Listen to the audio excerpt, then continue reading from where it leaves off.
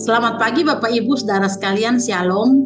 Pagi ini ada satu hal yang saya mau bagikan sebagai bahan perenungan untuk kita terus bertumbuh di dalam pengenalan akan Tuhan. Jangan lupakan kebaikan Tuhan. Mazmur 103 ayat 1 sampai 5 saya akan bacakan untuk kita semuanya. Dari Daud, pujilah Tuhan hai jiwaku, pujilah namanya yang kudus hai segenap batinku. Pujilah Tuhan hai jiwaku, dan janganlah lupakan segala kebaikannya. Dia yang mengampuni segala kesalahanmu, yang menyembuhkan segala penyakitmu, ayatnya yang keempat. Dia yang menebus hidupmu dari lubang kubur, yang memahkotai engkau dengan kasih setia dan rahmat, ayatnya yang kelima. Dia yang memuaskan hasratmu dengan kebaikan, sehingga masa mudamu menjadi baru seperti pada burung Raja Wali. Ada pepatah yang mengatakan, lupa kacang akan kulitnya. Ungkapan ini seringkali kita dengar untuk menggambarkan seseorang yang melupakan kebaikan orang lain, tidak tahu bersyukur, tidak tahu berterima kasih. Setelah berhasil, lupa diri, lupa untuk berterima kasih atas peran orang di dalam kehidupannya. Nah, begitu banyak kebaikan Tuhan yang Tuhan kerjakan di dalam kehidupan kita. Kasih-Nya, penyertaannya, pertolongannya. Tetapi maaf, ya, dalam tanda kutip, banyak orang lupa kacang akan kulitnya, tidak mau bersyukur, tidak mau berterima kasih atas pertolongan Tuhan, atas penyertaan Tuhan yang Tuhan kerjakan di dalam kehidupannya. Nah, hal inilah yang disadari oleh pemazmur, dalam hal ini Raja Daud, sebagaimana yang kita baca dalam Mazmur 103 ayatnya yang kedua. Pujilah Tuhan hai jiwaku, dan janganlah lupakan segala kebaikannya. Jadi pemazmur atau Raja Daud mengingatkan dirinya untuk memuji Tuhan, untuk tidak melupakan kebaikan Tuhan. Nah, banyak orang cenderung untuk melupakan kebaikan Tuhan. Ya, kebaikan manusia saja dilupakan, apalagi kebaikan Tuhan. Bagaimana dengan kita? Apakah kita mulai melupakan kebaikan Tuhan karena masalah yang menghimpit kita? Apakah kita mulai bersungut-sungut ketika doa kita belum dan tidak dijawab oleh Tuhan? Apakah kita mulai meragukan karena kesulitan yang sedang atau belum usai kita alami? Ataukah kita terpaku dengan keadaan penderitaan, sakit penyakit, masalah rumah tangga, sehingga membuat kita kecewa, membuat kita takut, membuat kita khawatir, membuat kita gelisah.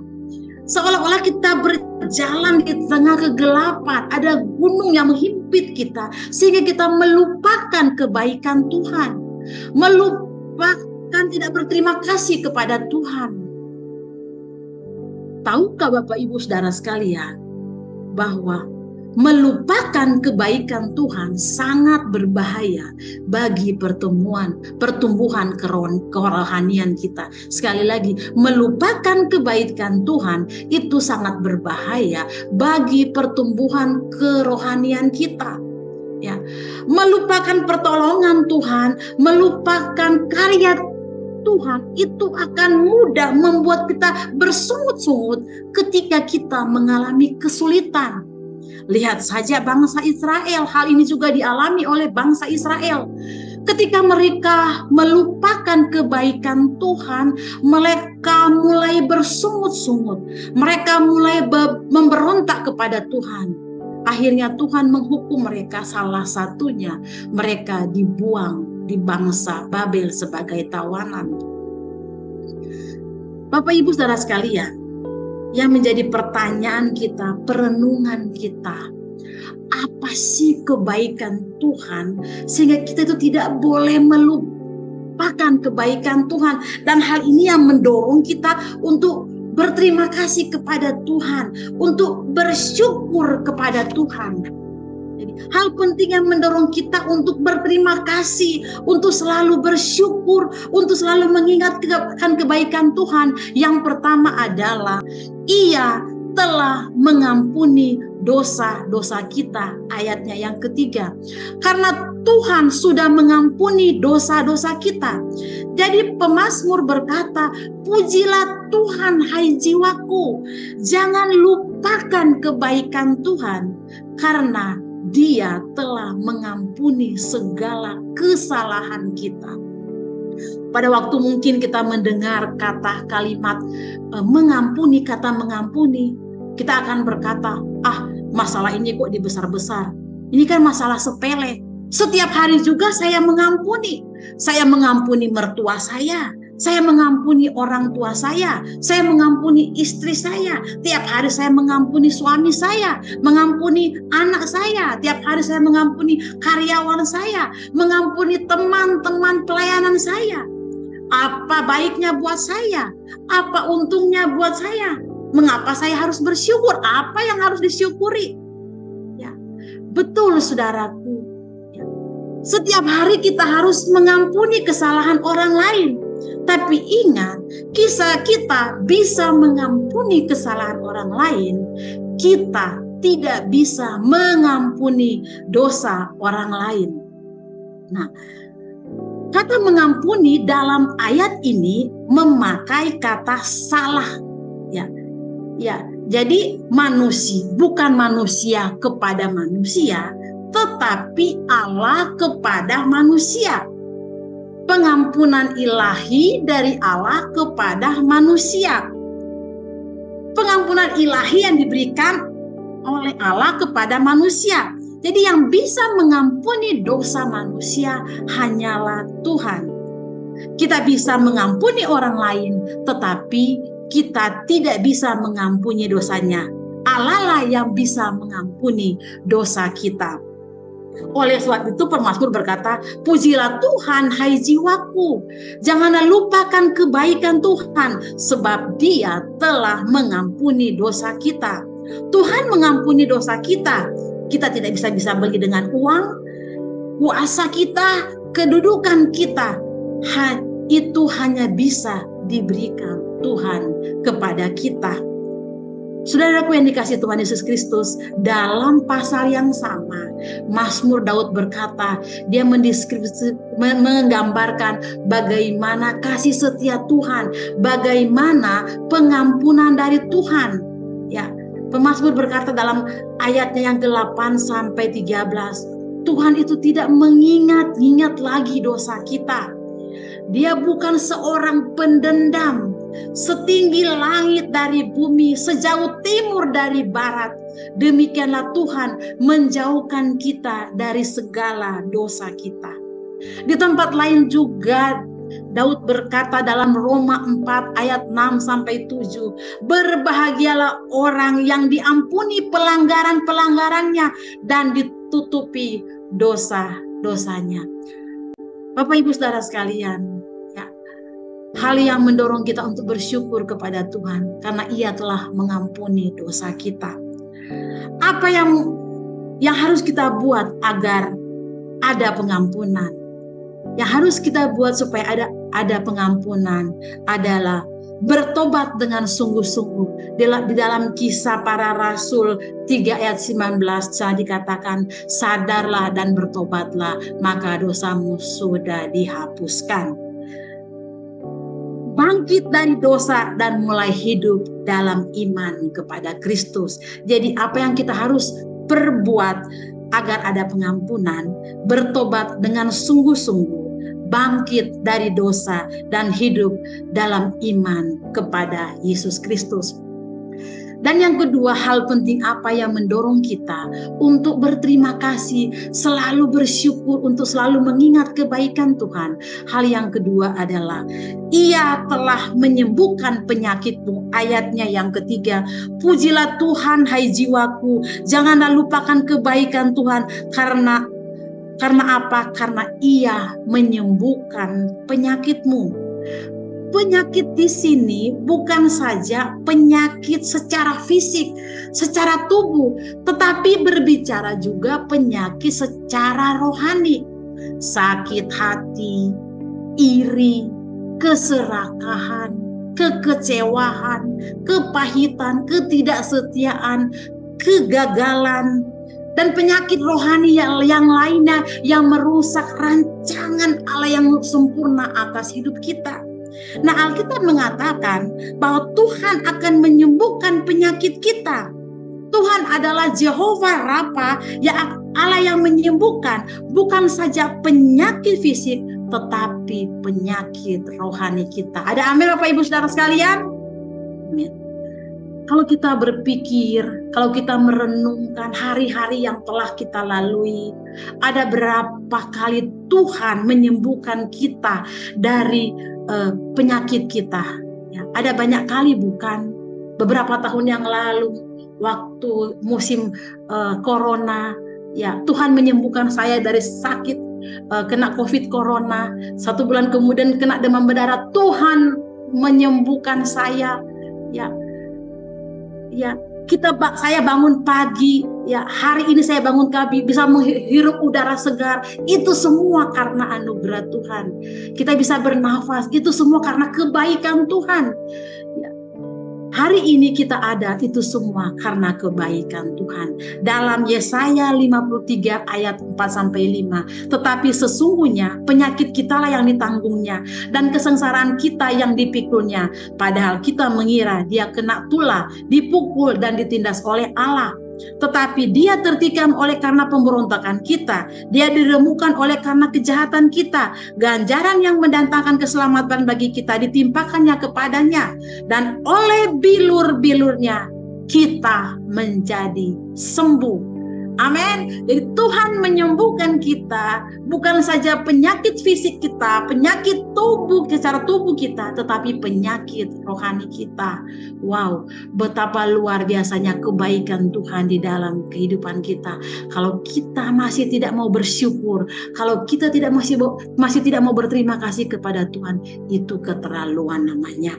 Dan yang ketiga, hal penting apa yang mendorong kita untuk selalu bersyukur kepada Tuhan, tidak melupakan kebaikan Tuhan. Hal yang ketiga adalah Dia yang menebus hidupmu dari lubang kubur. Ayat yang keempat, pujilah Tuhan hai jiwaku, jangan melupakan kebaikannya, karena Ia telah menebus hidupmu dari lubang kubur. Tuhan telah menebus kita dari kematian. Kita semua ini telah jatuh ke dalam dosa. Kita semua orang berdosa. Dan kita semua berada di bawah kuasa dosa. Tetapi Alkitab mengatakan Tuhan telah menebus kita dari kematian karena dosa. Kita tidak mungkin menyelamatkan diri kita dari hukuman dosa. Tidak mungkin melepaskan diri kita dari ikatan dosa, dari belenggu dosa, dari perbudakan dosa. Tetapi Alkitab mengatakan kabar baik pagi hari ini bahwa Tuhan telah menebus kita, Tuhan telah membeli kita, Tuhan telah membayar kita. 1 Petrus 1 ayat 8-19. Sebab kamu tahu bahwa kamu telah ditebus dari cara hidupmu yang sia-sia, yang kamu warisi dari nenek moyangmu itu, bukan dengan barang yang fana, bukan pula dengan perak atau emas, melainkan dengan darah yang mahal, yaitu darah Kristus yang sama seperti darah anak domba yang tak bernoda dan tak bercacat. Jadi nggak ada kalimat lagi saya tidak mau bersyukur, saya tidak mau berterima kasih, ya. Bapak Ibu Saudara sekalian, saya mau sampaikan pagi hari ini, ya, bahwa penebusan Allah di dalam Kristus Yesus adalah kebaikan tertinggi yang Tuhan kerjakan di dalam kehidupan kita. Sekali lagi, penebusan Allah di dalam Yesus Kristus adalah kebaikan tertinggi yang dikerjakan Allah di dalam kehidupan kita. Oleh karena itu, kita ada di dalam ruangan Zoom hari ini. Kita boleh menikmati hari-hari kita bersama Tuhan itu karena penebusan Allah di dalam Yesus Kristus. Hal yang keempat yang mendorong kita untuk selalu bersyukur atas kebaikan Tuhan adalah yang memahkotai engkau dengan kasih dan rahmat. Nah, Bapak Ibu Saudara sekalian, biasanya yang memakai mahkota itu kan adalah raja. Yang memakai mahkota itu kan adalah ratu. Alkitab mengatakan bahwa Tuhan akan memahkotai engkau dengan kasih setia dan rahmat. Nah, mahkota itu berbicara mengenai kuasa. Mahkota itu berbicara mengenai kemuliaan. Jadi kita ini dimuliakan Tuhan ya, dengan memahkotai kita ya, dengan kasih setia dan rahmatnya. Wow, keren ya. Kita dimuliakan Tuhan, dimahkotai dengan kasih setia dan rahmatnya. Nah, kasih setia ini di dalam Alkitab itu mempunyai arti yang kaya ya. Dia memakai kata keset ya, kasih setia itu memakai kata bahasa Ibrani adalah keset. Nah, itu mengandung arti yang luas ya, yang berarti kasih sayang, yang berarti kemurahan, yang berarti loyalitas dan lain sebagainya. Jadi Tuhan itu memahkotai kita dengan kebaikannya, kasih sayangnya, kemurahannya. Nah, mahkota raja dan mahkota ratu di dunia ini satu hari akan lenyap. Satu hari itu akan hilang. Satu hari itu akan berakhir. Tetap ada batas, ada time limitnya. Tetapi Tuhan memahkotai kita dengan kasih setianya. Dalam Ratapan pasalnya yang ketiga ayat 22 sampai 23, tak berkesudahan kasih setia Tuhan, tak habis-habisnya rahmatnya, selalu baru tiap pagi, besar kasih setiamu. Ya, mahkota raja, mahkota ratu ada batasnya. Tetapi kasih setia Tuhan tidak berkesudahan, selalu baru setiap hari. Ya.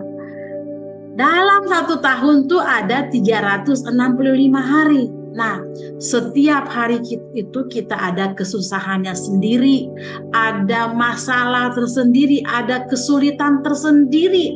Tetapi setiap hari kita bangun pagi, ada berkat Tuhan tersendiri. Amin, ibu-ibu yang dikasih Tuhan, amin bapak-bapak. Jadi setiap hari kita bangun pagi, ada berkat Tuhan tersendiri buat saya dan saudara. Jadi kasih setia Tuhan, rahmat Tuhan itu tidak berkesudahan ya. Itulah mahkota kita. Kalau kita masih mau melupakan Tuhan, melupakan kebaikan Tuhan, tidak mau bersyukur dan berterima kasih kepada Tuhan, itu namanya keterlaluan. Dan poin yang kelima, ya, hal penting apa yang mendorong kita ya untuk selalu bersyukur dan berterima kasih kepada Tuhan. Dia yang memuaskan hasratmu dengan kebaikan.